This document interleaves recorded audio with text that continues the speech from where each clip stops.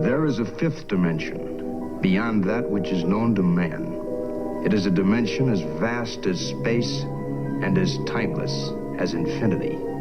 It is the middle ground between light and shadow, between science and superstition, and it lies between the pit of man's fears and the summit of his knowledge. This is the dimension of imagination. It is an area which we call the Twilight Zone.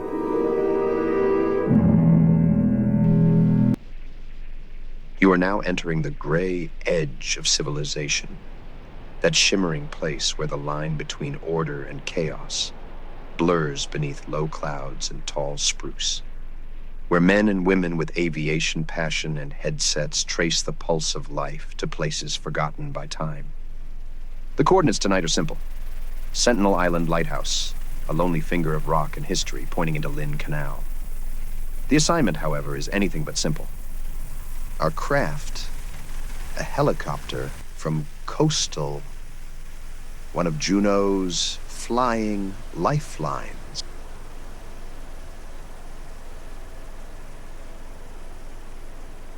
hangs in the air like a curious insect. Beneath it will be swinging a pair of tired, half-empty propane bottles and a generator that's seen too many winters. The job: swap them out for a fresh set of fulls. The complication: a patch of earth known to the pilots only as the Hole. A name that, while practical, carries with it a faint suggestion of something darker. An invisible pocket of forest, where even sunlight hesitates to enter. Below, two men wait, Wade and Cedar, ground crew, patient and tough, though perhaps a touch invisible themselves. The pilot peers down through the open door, squinting through the glare and shadow. He cannot see them. The canopy hides everything.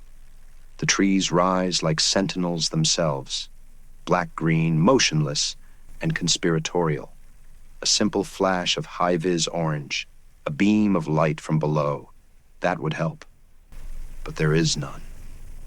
Only the faint tremor of radio, static, and a voice distorted by distance, and the hum of blades. The sling line tightens. The load rises, slow and deliberate, brushing through the cedar and spruce, whispering through needles that slap against metal. The forest breathes, sighs, and reluctantly releases its grip. Somewhere in that unseen gap, the crew has guided the lift, or at least stayed clear. The propane, the old generator. They emerge from the treetops, weighty ghosts breaking free from the green unknown. The helicopter banks toward Adlershine, carrying civilization's heartbeat in steel and vapor. Below the flight path, the sea churns around a rookery of sea lions, creatures that have roared on that rock for 1,000 years, a timeless chorus of groans and protest. Their smell precedes them. The rocks are streaked with the memory of their lives. It is a place where nature has never heard of deadlines, and machinery means nothing. Ahead, the landing zone waits. The pilot eyes the trailer, a platform that seems to expand and shrink depending on one's courage and altitude. Sometimes it looks wide as a runway, sometimes no bigger than a postage stamp. Today it seems to be the latter. The pilot steadies the swing, that there is no help from below. The load bucks in the air like something alive, like a dog resisting the leash heading to the vet. It twists, it jerks. It refuses to land. The pilot mutters something about crosswinds and physics, but the truth is simpler. The load has chosen defiance as its final act, and even without an audience, using tried and true techniques he has tried over this career, eventually has his own skills to blame. And then, with a sigh from the pilot and the faint scrape of steel on metal, the load gives up its fight. The old bottles rest. The fresh ones are rigged. The return flight beckons, back to the island, back to the hole. This time the pilot finds the gap more easily. The bottles spin lazily beneath him, defying the air's logic. To slow them, he brushes them against the trees, letting the forest itself tame their motion. The sound is faint, like a hand run along piano wire. The unseen crew waits, voices rising from somewhere below the green curtain. And then, at last, the new bottles settle onto the forest floor, invisible to the pilot, but felt, somehow, through the tension of the line. The generator follows, lowered into that place where machines die and are reborn. Picturing what the plan was, the ground crew would land it on a plank and slide the generator into the shack.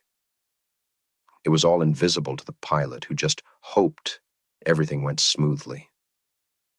A faint radio call from the ground crew commending the good fortunes of the pilot released the invisible load to its caretakers, allowing the slow easing of the stomach and controlled tension of the pilot. The mission complete.